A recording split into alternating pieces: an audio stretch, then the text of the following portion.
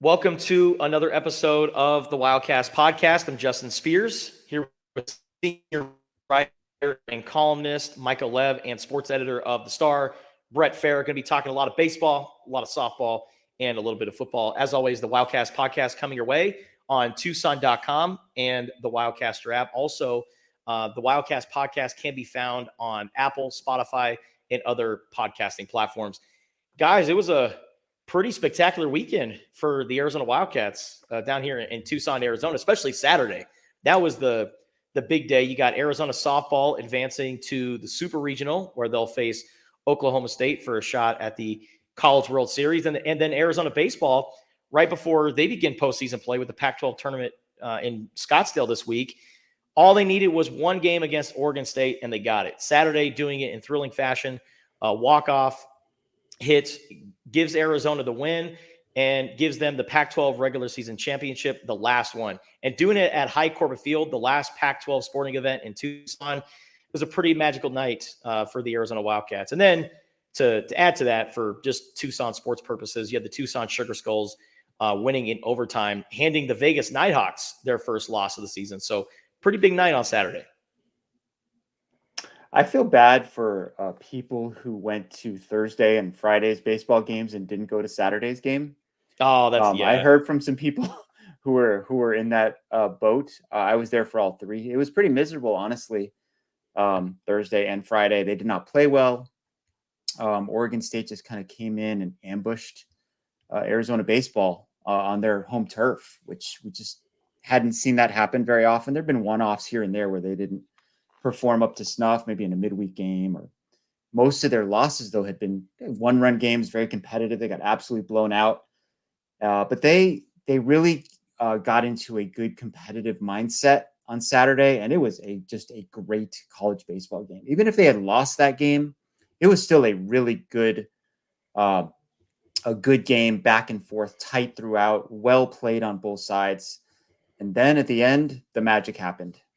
With Brendan Summerhill drilling that ball into right center. And as soon as he hit it, I think everyone knew that it was going to be over. There was still, sort of a play at the plate-ish, and then everyone just went crazy. Brett, you were there. The bummer with it is the greatest part of it. High Corbett's awesome. I mean, it is such a great facility. But the bummer with it is that he hit that ball 390 feet. That's a walk-off home run in most other ballparks, which would have even enhanced the celebration. Not that it needed to be enhanced. It was pretty wild and fun to see, but he absolutely crushed that. And it still was, as you said, kind of like, is someone going to track that down? They're not going to track that down. And then making a play on the bounce off the wall to get a cut home. And, it wasn't close, but it was closer than it should have been for a ball hit 390 feet. But nevertheless, it worked out for the Wildcats either way, obviously. Yeah, I don't know if it would have been, obviously, if you hit a walk-off home run, that's an amazing moment. But it's also pretty cool to have kind of the drama building during the play. Like, and the diving home head first and yeah.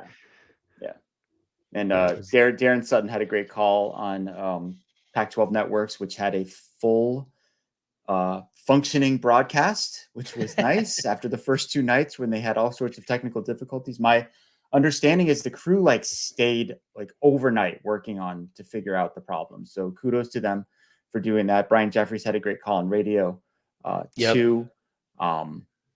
And shameless self-promotion though here for us at the Star and the Wildcast or the Wildcaster is, if you haven't, check out all of Lev's coverage on this. Obviously, I mean, just top to I know bottom. Where you're going with this. Kelly Presnell's photos are unbelievable. There's a reason why he's a six-time. I just call him six-time. He's kind of like Jimmy Johnson, the NASCAR driver. I just call Kelly. He's like Jordan. Yeah, he's like Jordan. But six-time state news photographer of the year. Just absolutely incredible images from the whole weekend. But go check out Greg Hansen's column too. You mentioned the broadcast. Wes Clements, all-timer in the Arizona baseball program, part of the 1980 national championship team that was the first Pac-12 champion of any Arizona sport, not just baseball. He's on the call with Darren Sutton for Saturday night, the last Pac-12 regular season champion given out for any sport. Arizona wins it, the last Pac-12 event in Tucson, at least until they realign things in the next 48 months. So yeah, just a lot of kismet there. But Greg has a great take on that too, to go hand in hand with everything that Lev has done the last few days. He did an amazing job of tying it all together. People should definitely check out that particular column. So Anyway, the upshot of all that is that Arizona is the number 1 seed in the Pac-12 tournament, which it actually starts Tuesday. The 1, 2, and 3 seeds don't play until Wednesday. So Arizona is the last team to take the field on Wednesday night at 7. There's a couple advantages to that. Number one is the tiebreaker system. So it's based on seeding, right? If you go 1-1 in your pool play, you get 2 pool play games. No one can surpass you based on seeding tiebreaker because you're number 1. You're going to win every tiebreaker, right? So they only have to win one of their first 2 games to advance to the semifinals. The other advantage to me, well, there are 2 more.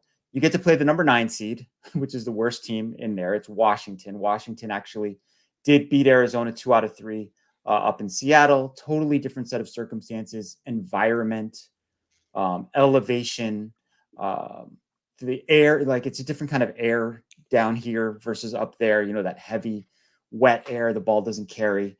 I think it'll be I think you'll see a different kind of outcome when they face Washington. The other thing is getting to play at 7:00. Yeah. Now it is hot as you know what up there this time of year in Scottsdale. If you got to play in that 10 a.m. game or that 2:30 game, you're not going to have as many fans, and it's just not going to be as pleasant of an experience. That will be a very large and pro U of A crowd for those 7:00 games on Wednesday and Thursday.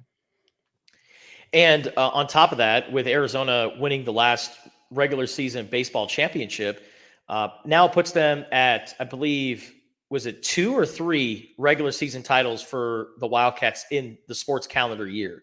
So we know that men's basketball won the regular season championship, right? Now you also got baseball. Did men's tennis? I think they tied Stanford, right? And as the regular season, won the tournament. Yeah. So you got 3 teams as regular season champions in the conference. What a last year for Arizona. And even go beyond that, you've got, if you take men's basketball, football, softball now, men's tennis, baseball we'll see, but very well could end up with this. Teams that will have finished, I have this weird thing you guys have heard me talk about, that if you are a Sweet 16 team and you lose, you've technically finished 9th in the country. You finished tied for 9th. That many, essentially Arizona football at 11th, you have that many top 11 teams already. Softball's in the final 32. So softball is in the top 17 right now if they get past. So, I mean, all these top 20 teams, it's as much as it's Pac-12 champions, it's teams that are competing nationally on a week-in basis. Men's tennis finished in the Sweet 16. Basketball obviously finished in the Sweet 16, which was a disappointment for a lot of people, but still 9th in the country. Football 11th. Softball is pushing there, and baseball obviously has a shot no matter where they end up in regional play. So impressive all around. Now, Arizona is getting ready for the Pac-12 baseball tournament, and I actually had Chip Hale on Spears and Ali on ESPN Tucson, and he mentioned how West Coast teams don't get a lot of love. If you look at the national, right? We always talk about the East Coast bias with Pac-12 schools, but Chip noted that there are so many great teams in the Pac-12 that should be hosting a regional, but likely won't. And it's kind of crazy that Arizona, despite their strength of schedule, they're kind of viewed as a team that has to get to at least the Pac-12 tournament championship. Despite them winning the regular season, they got to get there to the conference tournament championship just to even really be considered a team that should host. I think that High Corbett Field is definitely a great venue to host an NCAA regional or super regional. But Lev, how do you look at this week and what Arizona needs to do in order to host a regional? And do you think that maybe Chip has a point that not a lot of West Coast teams are getting love this year? It's not just this year. I mean, it's been that way for a while. If you look at the RPI, okay, which is a metric, it's not the only metric that is used to sort of, rank these teams and figure it out. Well, let's see what we got here. Texas A&M, SEC, Arkansas, SEC, Kentucky, SEC, North Carolina, ACC. I can go all the way through the first 8. Every team is SEC or ACC. Oregon State, obviously a really, really good team. They're 41-13. They crushed Arizona the first 2 games of the season. They are 13th in RPI. They're number 6 in D1Baseball.com's top 25. So you're kind of up against it with the system that's, I don't say it's rigged, but there's definitely some biases in there that favor those teams, the SEC teams, the ACC teams. They all kind of just beat up on each other, and it doesn't really hurt them. It helps them to have played those games. Arizona has the number 1 ranked non-conference strength of schedule in the country. That's the reason that their overall winning percentage isn't as great as some of the other teams. Like, they got beat up a little bit early in the season, but they got beat up by really good teams, and most of those games were not here at High Corbett. And even like some of the other teams that aren't viewed as traditional powers, like wasn't Northeastern at the start of the season a ranked team? Wasn't Dallas Baptist a ranked team? Yeah, and those things are actually beneficial for Arizona now, because if those teams can sneak up into, like, Louisiana Tech, for example, Arizona swept them here. They're 26th in RPI. If they get up into the top 25, Arizona gets 3 more quad 1 wins on its resume. So their resume would look a lot better. So you should root for Louisiana Tech this upcoming weekend in their tournament. San Diego is a team that they face. They're 23rd on RPI. Dallas Baptist is 21st. I mean, you can see the reasons that Arizona's strength of schedule is so good. I'll take it a step further than Chip. I'll say that Arizona would have to win the Pac-12 tournament with a victory over Oregon State in order to get into a hosting position. So they're just going to have to leapfrog a lot of teams to get there. And to me, there's 2 huge advantages to doing that. Number 1, the weather here is just something that a lot of teams are not used to. And I'm sure Arizona will take a night game on the first. You have the choice the first day, whether to play in the day or night. They'll take a night game because they want the crowd.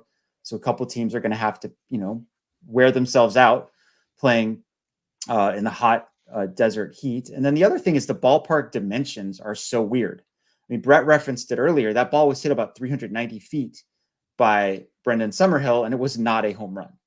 It was hit to right center. It wasn't to straightaway. It was right center, and it like one hopped the wall.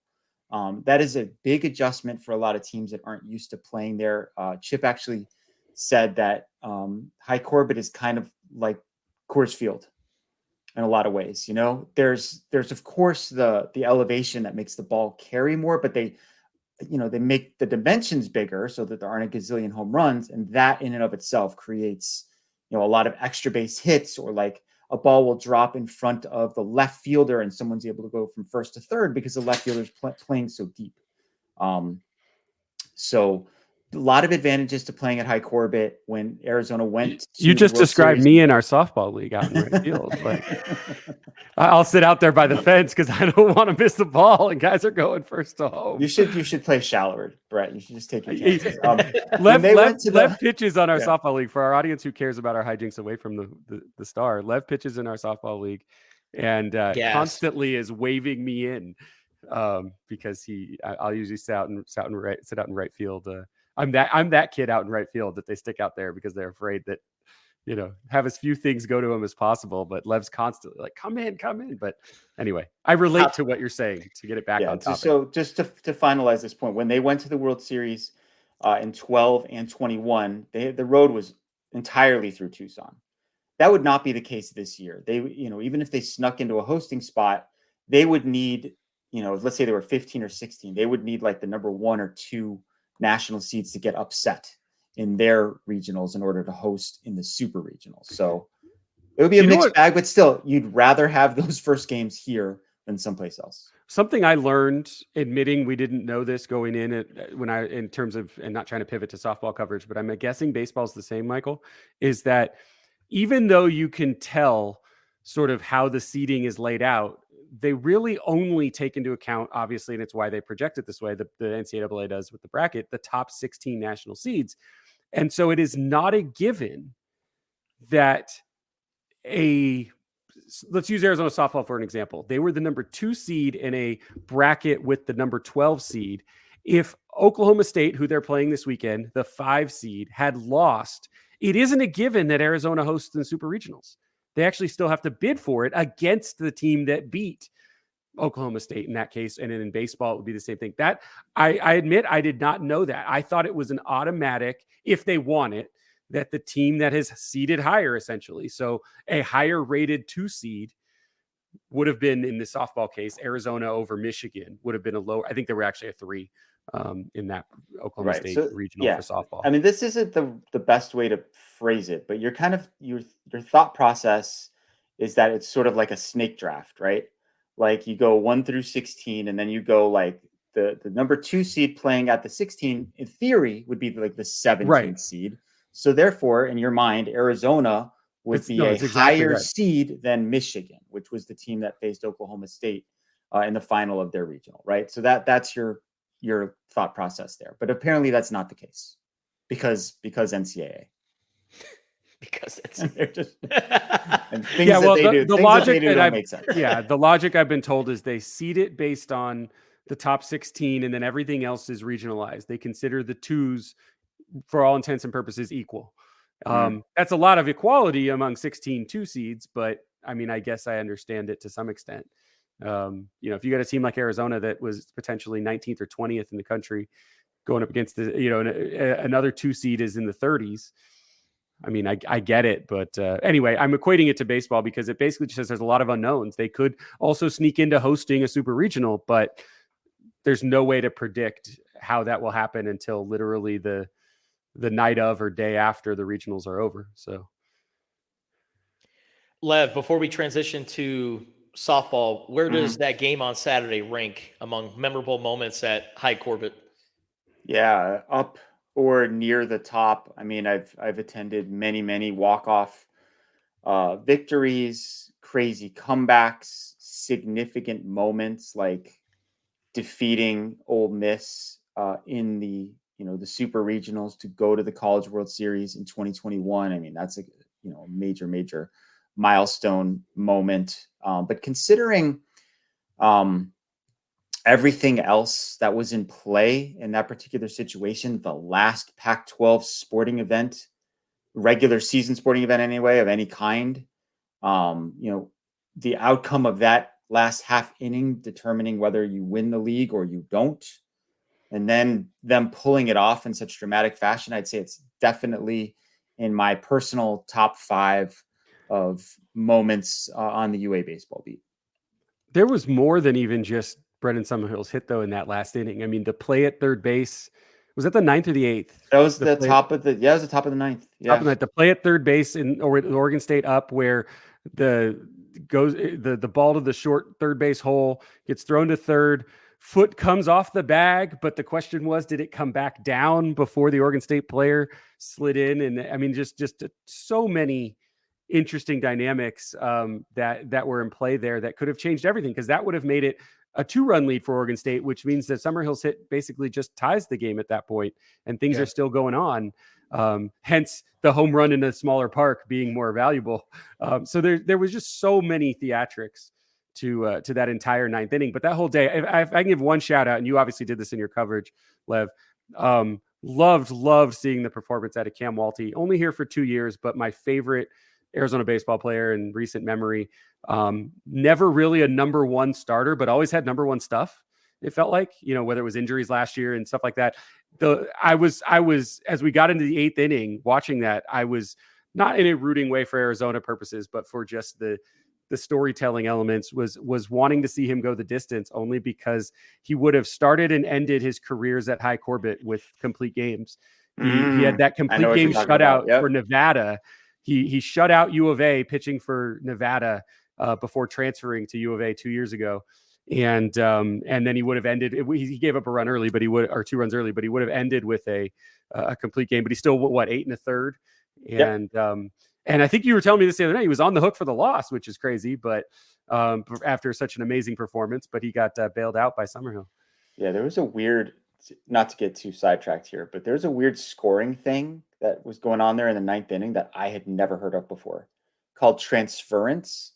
So even though the last runner that Cam Walty was technically responsible for was put out on that play that Brett referenced at third base, because he left the game with like a runner on base, the next run that scored still counted against him. Even though it was very, the way that I'd never heard that Gleason from Arizona's SID office, who, by the way, inside baseball, pun intended on that, with sitting in the press box. It's the first time I've done it, but with Lev and Brian Peterson from Arizona Desert Swarm and Brett Gleason from the athletic department. It is you sit and absorb so much information and you guys didn't talk the whole time, but the little bit I was picking up, like stuff like that was fascinating. I had never heard that, but the way he explained it was that if the situation stays the same, so like a fielder's choice essentially to third gets a guy out, and so if the guys are up and say it's guys on first and second with one out, and the pitcher after comes in and gets force out at third for the fielder's choice, so it's now first and second with two outs, the lead runner is the same as it was for the pitcher that left the game. Nothing changed in context. Like as if there had just been a fly ball out, right, or a strikeout or situation. Something, yeah. I had never heard that either, but I really fascinating. Nope. That's very inside baseball, by the way. Literal inside baseball. Did Chip really need that game on Saturday? Chip Hale? Like, in what sense? Like, I don't know. I just feel like and maybe this is because I've been monitoring the cesspool that is Twitter/X. Oh, I know what you mean. Okay. You got a lot of people that are questioning, could Chip win the big one?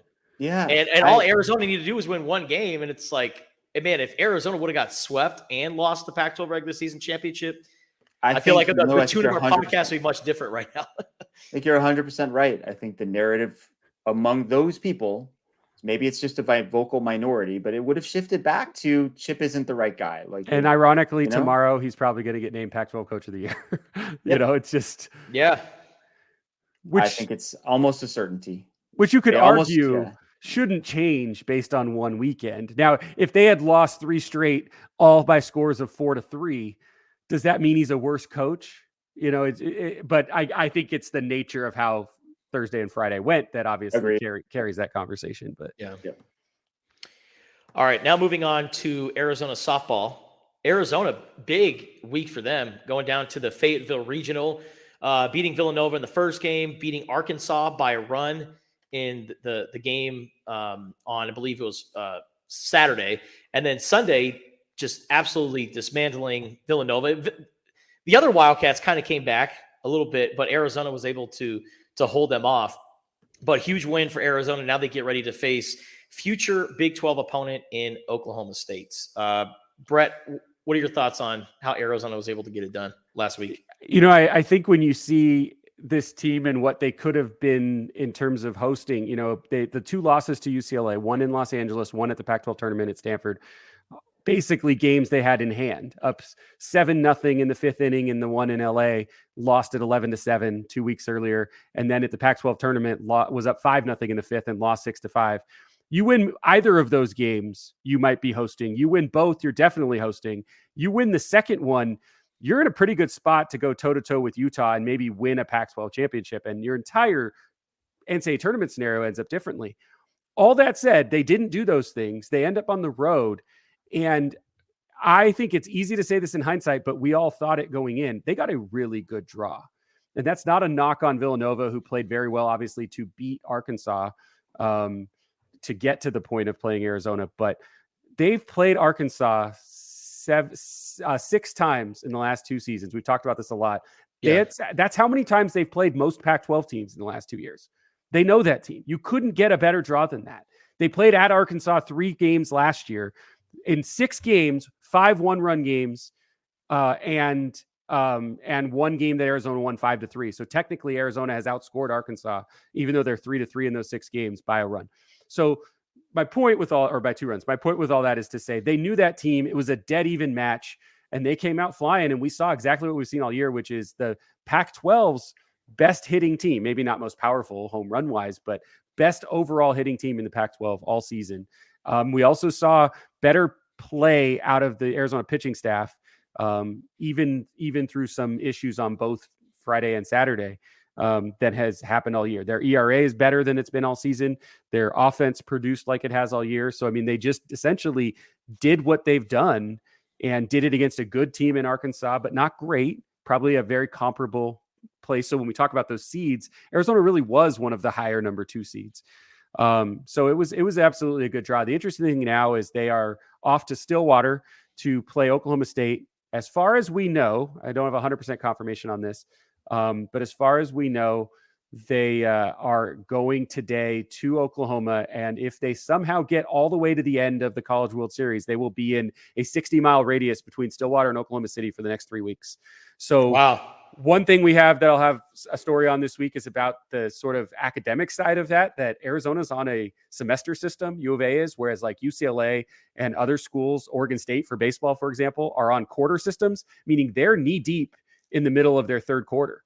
And Arizona's done. So we asked Dakota Kennedy yesterday about that. And she goes, "Oh, I'm so glad school's over with. I can do nothing but focus on this." They are taking the mindset of professional softball players for the next month. It's all they have to think about. So being on the road is actually maybe a good thing for them because they're locked in. I mean, it is hotel, food, team movie, go find a high school to practice at. And they're going to do that 3 times, then go play in Stillwater. And then they're going to see if they get through that. They're playing a team that's theoretically better than them this weekend, but it's, a very, very good setup for Caitlin Lowe's team for sure.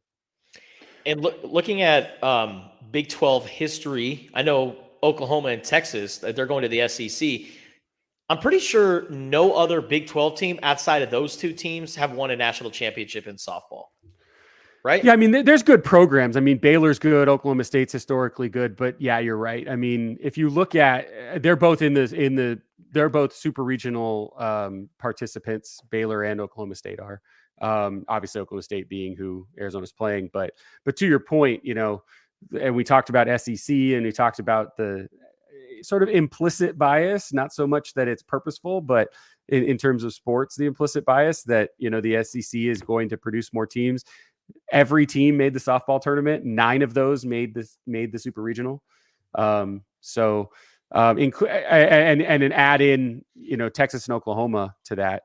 And it's maybe I'm wrong. Maybe it's I forgive me. I think it's 7 SEC teams made super regionals plus Texas and Oklahoma, who will be SEC teams next year, are hosting super regionals and are the top 2 seeds. So to your point, the Big 12 is ripe for Arizona to sort of take over. But there is good competition still, which is important. And they've played Oklahoma State as recently as I think 2 years ago in the College World Series. So it's not like these teams are foreign to it, but you're right. They have not won titles to the degree that Arizona or UCLA or Oklahoma now has.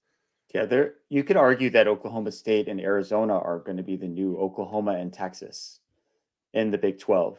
These are probably the top 2 programs next year. So we're getting a little bit of a preview of what is to come. Baylor also made the super regional round out of the Big 12. So they're in there too. Here's my question about this team, Brett. Did we see an Aisa Silva breakout moment over the course of those 3 games in Fayetteville? She did not allow a run, if I'm not mistaken, in any of her appearances. They don't pitch one pitcher the entire game. But she was outstanding. She had like a Tara Mowat run.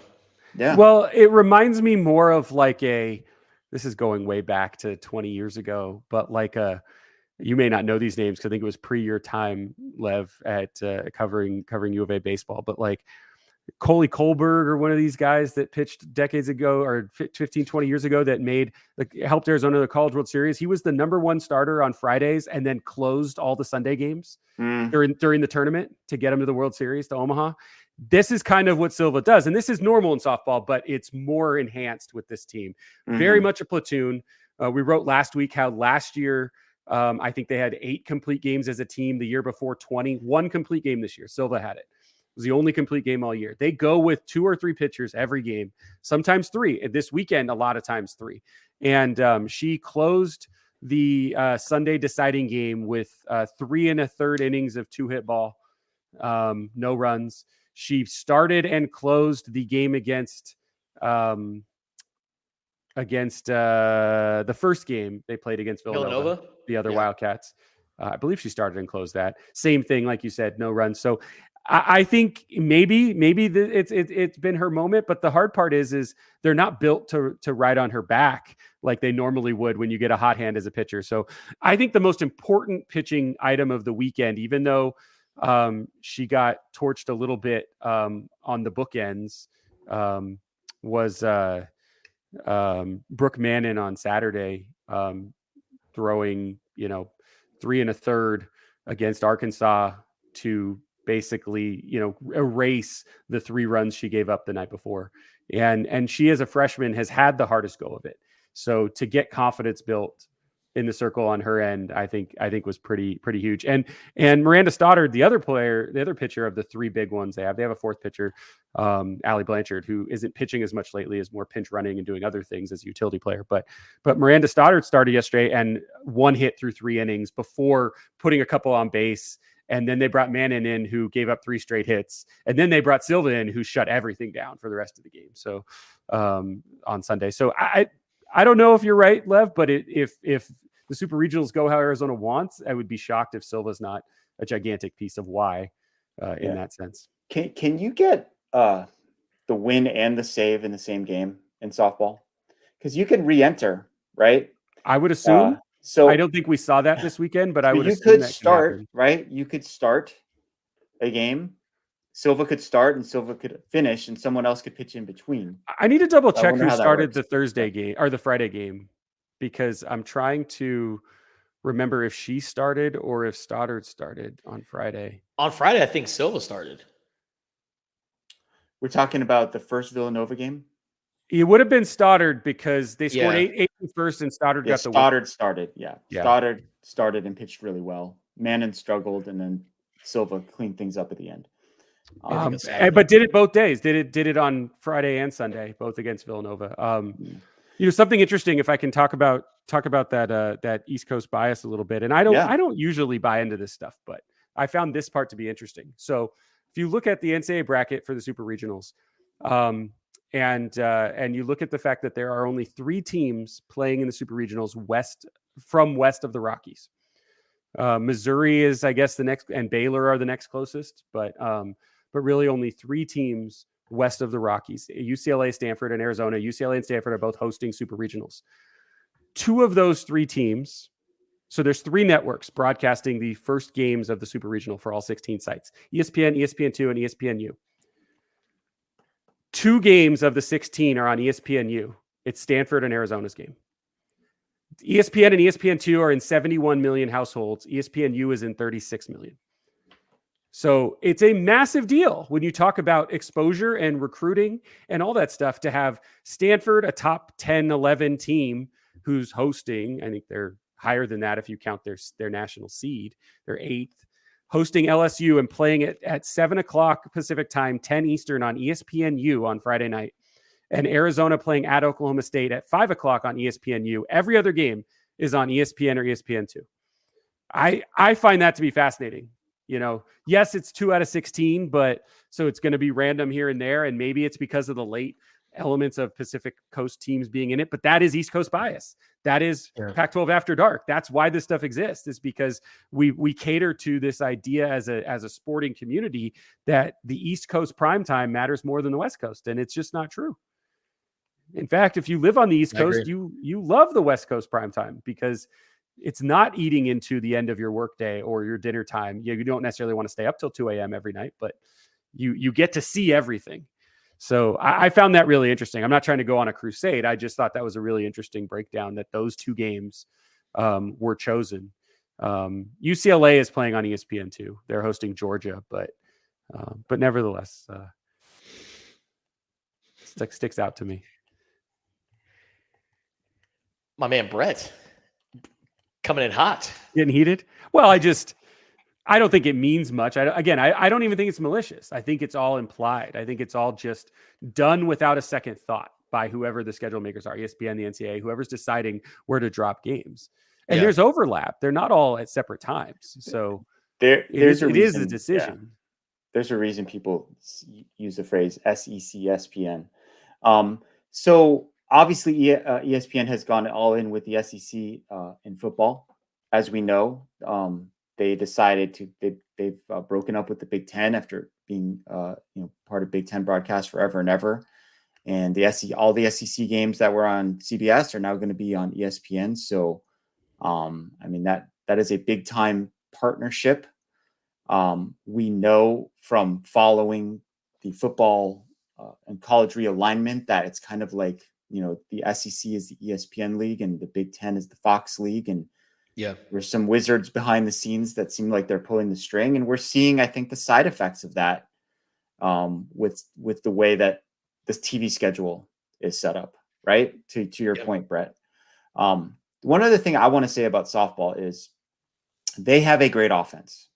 And I think Brett has a really good stat about their offensive production so far in the NCAA tournament. When you look at their lineup, like let's say there's 7, 8, 9 hitters, which is I think it's been Emily Shep, Taylor Beal, and Kaya Altmaier through the first 3 games. Not like a normal 7, 8, 9, right? I mean, like on other teams, those girls would bat higher in the lineup. Yeah. That is a potent lineup from 1 through 9. In Pac-12 play, which usually is harder than the rest of the season. Yep. So Emily Shep's hitting about 290 on the year, freshman catcher. Started the season kind of platooning around. Olivia Donato was catching a little bit, figuring out, and then took over and became the everyday catcher early on. Emily Shep hit about 290 something on the season, and 333 in Pac-12 play, third best on the team. When a team that's got Donato and Allie Skaggs and these other players, Dakota Kennedy, Harley who is Scoopin, a superstar. Yeah. Dakota Kennedy is going to run the softball world the next 2 years. If they can get out of this super regional and just get to Oklahoma City, for her to be on a stage, absolutely will run softball for the next 2 years. Just that good, that powerful of a player, a 7-tool player, not even 5. I mean, that amazing of a player. And I mean, she at one point the other day, she walked. I was watching to see if she was going to get up a 4th time. I think it might have been the game against the first game against Villanova, which went only 5 innings. But she walked her first at bat, homered her second bat, drag bunt single third at bat, and I'm just like, what can she do for the Gordie Howe hat trick or the unintentional cycle? What is she? Well, one of her home runs, she showed bunt. Yesterday. Back and then hit it over the wall. Yeah. So by the way, that's a normal thing in softball. It drives me crazy. It's driven me crazy for 30 years watching softball. Like, I can't believe more people don't die, but because the third baseman charging and kind of being prepared for the bunts. Oh yeah. But, in baseball, it's insane to think that would happen. Yeah, it's kind of like that's a normal thing in softball. It's happened. Pizzana of Oregon State bunted for a hit during one of his at bats over the weekend, and I'm like, hey, you know what? If you want to do that, go ahead, man. We'll give you the bunt. Yeah. Like if I'm defending against Dakota Kennedy and she wants to drop down a bunt, okay, yeah, fine. It's better that you single than hitting the ball over the wall. Yeah, no, she's that good and that good of a defender too, and good of a leader, vocal, everything.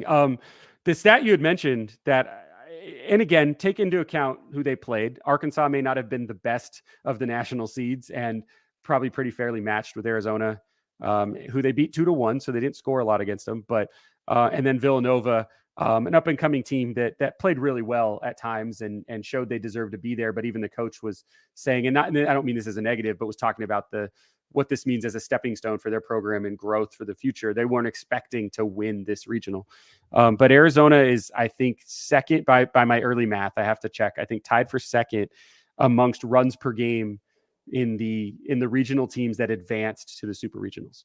I mean, so you're talking Oklahoma and Texas, and Arizona's putting up more runs per game than them. The only team that's ahead of them is UCLA, and I got to check and see who the other one is.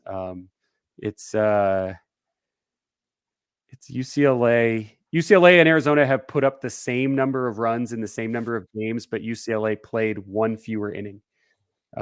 Or 2 fewer innings. And so based on Lev found something great the other day that the stats were a little off for Arizona softball because of ERA, calculating earned run average or runs per game. You've got to do it based on 7-inning games, not 9-inning games. And so we actually found out that Arizona's statistics were off a little bit. Yes, I learned that last week, and then I learned transference. Yeah. But so in this case, the run rule plays a factor. So like Arizona scored 25 runs in 3 games. But one of those was a 5-inning game. And so their average runs per 7 innings is one thing. UCLA walked off 2 games in 5 innings. Or run ruled 2 games, both against Grand Canyon, and scored 25 runs in 3 games. So, and then you got teams like Missouri who scored 16 in 5 games to win their regional against Omaha, a team Arizona played and beat twice, run ruled twice earlier this year. But Omaha was up a game and then lost 1-0. I think it was 1-0 in 9 innings to Missouri yesterday. Took them to 9 innings twice. So anyway, totally tangential, but Arizona's offense is that strong. And I think that they will be able to hang with Oklahoma State. The question is can they win games 10-7? You know, if they're in these 2-1 games, how long and how often can they win those like they did against Arkansas? Yeah, because Oklahoma State allowed only 3 runs in their 3 games. And only scored 16, only 5 runs a game, but Arizona was scoring 8. Yeah, they have a pretty elite starter in Lexi Kilfoyle, who's a transfer from Alabama, who pitched, I think, every inning over the weekend for them, and allowed 2 earned runs, 3 total runs.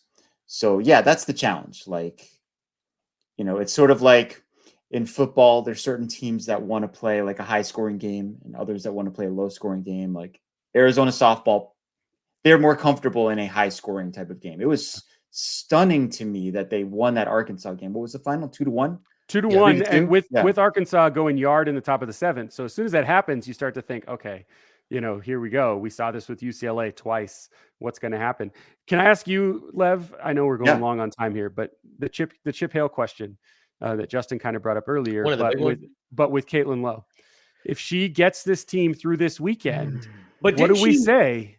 But didn't she take them to the College World Series her first year? She did, but that was with a Mike Candrea built roster, which she was a part of and a very key part of. We have to be fair to that. It's not like she came in and took that team. She was very central in building that team. And then last year, missing the tournament for the first time in 35 years. That alone stands alone to a lot of people. If they get back to the College World Series this year on the road to do it, does that question mark go away, even if they aren't winning 40 games? Arizona, by the way, only 3 times in the last 37 seasons have won less than 30 games. 2 of them have been with Caitlin Lowe as coach last year and this year. If they win 3 more, so 2 in Oklahoma City, 2 at Oklahoma State and then 1 in the World Series, they will get to 40 on the year. But so, does that question mark go away about her as the coach if she takes them to 2 College World Series in her first 3 years? I don't know if I have a strong opinion, but I'm leaning toward, it goes away. Yeah, I say yes, but I think they have to win this weekend. If they don't, the doubters will come out of hiding again. To me, if they don't, they should don't lay an egg. Just don't get killed. Enough. But I think that's already gone. Like, I think getting through the regional is not laying the egg. I don't mean if what Oregon State did to Arizona in the first 2 games in baseball this past week happens in Stillwater for softball, okay, meaning they lose 16-2 in both games, you can call that laying an egg. But if they go and even if they lose twice in a row and it's 6-3 outcomes, I don't think they laid an egg. I think getting through Fayetteville is not having that problem. The problem is okay, like you said, the Boo Birds will come out.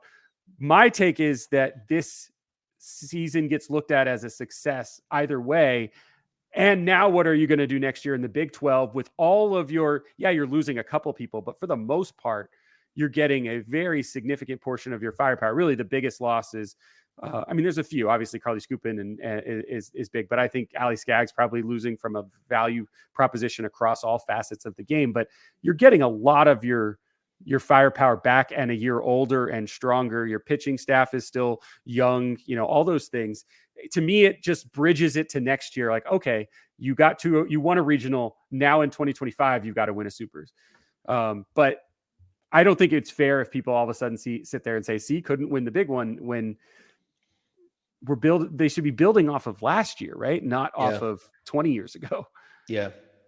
Yeah, the expectations are high for Arizona baseball. They're even higher for softball, right? Because, they were the most dominant program in the country. So it's almost an impossible standard to live up to. And I think people just kind of expect Arizona to go to the College World Series every year, which isn't realistic, but that's the precedent. Who is the college football equivalent of Arizona softball? Still good, really competitive, powerful, but Florida State?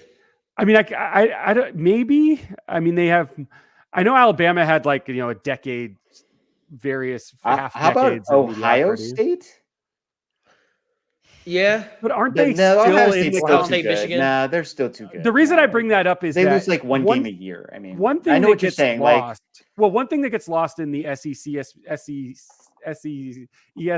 How did you say it? Like SECSBN. Yeah. The SECSBN. One thing that anyone watching it is seeing my head explode right now.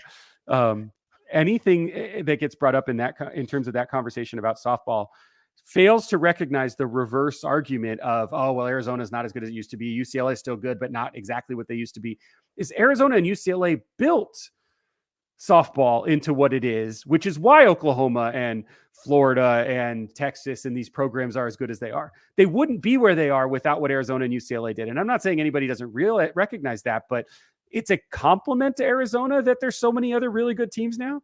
It's just that Arizona fans have to recognize that with success shouldn't necessarily breed every year expectations. It's unreasonable. Yeah, I think the spirit of your argument would be like Nebraska football or Texas football. I feel like Texas is a good one. Even USC is a good one. USC maybe, yeah. How many times are we going to talk about their back? Miami, Florida. I mean, yeah, that's another good one. I don't know why I had to clarify Miami, Florida, like as if Miami, Ohio is in the conversation, but Miami, Fla. But like, I don't know who had longevity or dominance for that kind of period of time. Maybe a Syracuse in basketball, but even that's not a good one because they didn't win enough titles. There aren't a lot that really fit that sort Duke of basketball. No, Duke's up there though. UCLA basketball, huh? UCLA basketball. UCLA basketball. Yeah. UCLA maybe. That may be a really good one. I think Arizona fans would freak out to think that they're going to win as little as UCLA has since they won in '95. But again, multiple Final Fours, 3 in a row at one point. Maybe that is the equivalent. I think Arizona is going to position itself as a regular super regional / College World Series appearance team from this point forward. Are they going to win 2 or 3 every decade? Probably not, but I don't think anybody is. Maybe Oklahoma. It's the only potential, Yeah, can't wait for next year when the SEC expands to 16 teams and then every one of those teams makes the softball tournament. There's 16 hosts. Yeah, all 16 hosts. Last place team in the SEC who's like under 300 winning percentage in SEC play gets to host the regional. Arizona softball getting ready for the Super Regional against Oklahoma State this week. And then Arizona baseball has the Pac-12 baseball tournament. Find all that coverage on Tucson.com. Before we get out of here, some recruiting news for U of A football. It was a busy Sunday for Brett Brennan and the Wildcats, getting a handful of recruits, got 3 of them. And boy, do they love themselves some guys from College of San Mateo. So they added former Stanford edge rusher Lance Kennelly. He's got a very unique fact about him. We'll address that in just a little bit. But Arizona also added junior college receiver Jeremiah Patterson and also Demetrius Freeney, who played 1 season at the University of Miami this past year after playing for College of San Mateo. And fun fact about Mr. Demetrius Freeney, I keep calling him Dwight Freeney after the edge rusher. Yeah, of course. Yeah. Who's I think is in the Hall of Fame, if I'm not mistaken. Yeah, greatest spin move anyone's ever had. Oh man, unbelievable. But Demetrius Freeney actually committed to the University of Miami. It was recruited by former Arizona defensive backs coach Jamil Adai. So there's always a connection. But a lot of guys coming from College of San Mateo. They also added Jono Price, who's a cornerback. He was with the team this spring. And then Ramella Murphy, who played at Old Dominion this past year, was 27th in college football in yards per catch. He also played at College of San Mateo, which really shouldn't come at a surprise because San Mateo College, right there next to San Jose State, and they produce a number of high-profile players, but Brett Brennan keeping that pipeline strong, got a few coming to Arizona. Lev, what are your thoughts on the latest pickups for Arizona? When you look at the players that they've brought in, I think they've been very sort of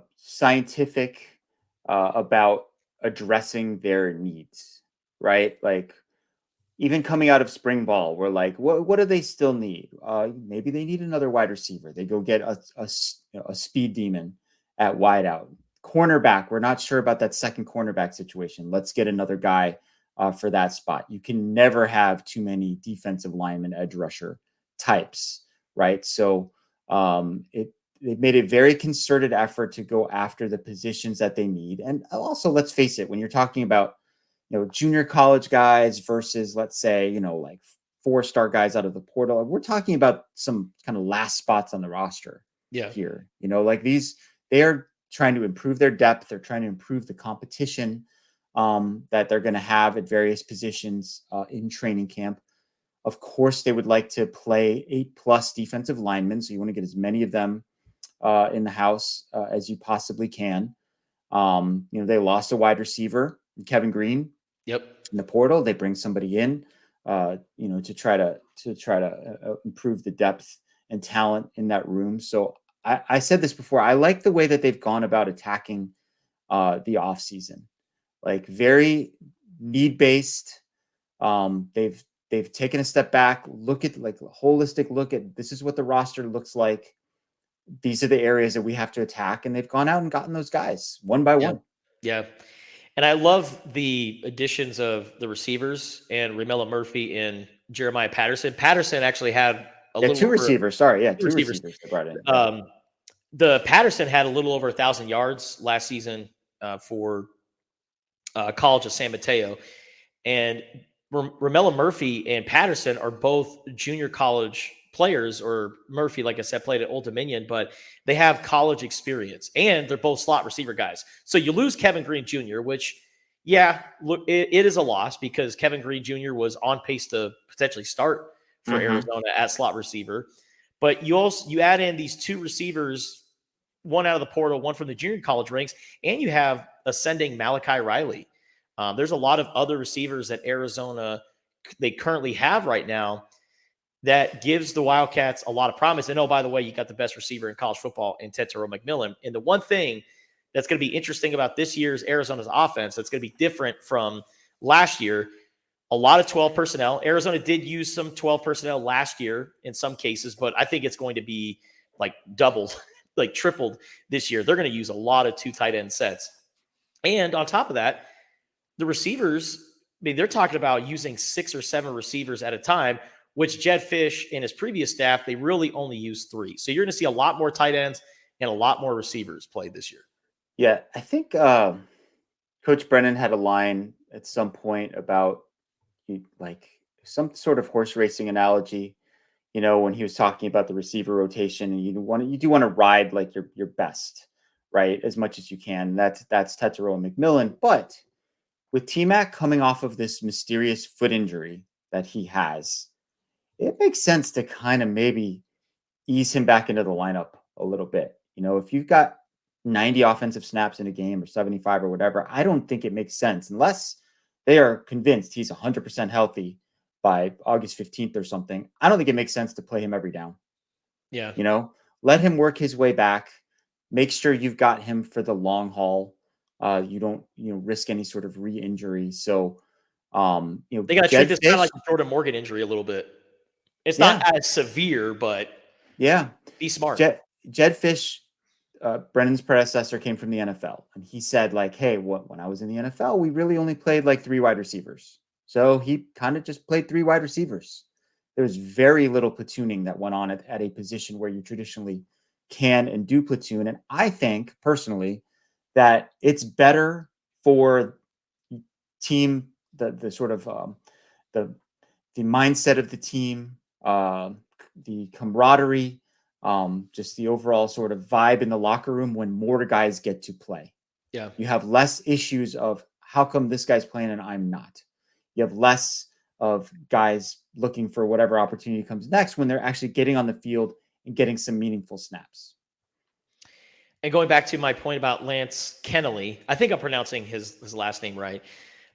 Edge rusher from Stanford, 6'4", 250 pounds, had under 70 tackles in a few seasons at Stanford.